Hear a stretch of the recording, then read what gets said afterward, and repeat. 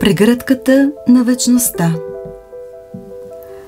Предизвиквам времето да ми се представи с всичките епохи, времена и нрави, с обич да прегърна минали животи, рани да превържа, тихите си вопли, да ги взема в скута, да ги полюлея, малките частици в песен да възпея, като част от цялото да ги въдворя, с майчина милувка да ги утеша.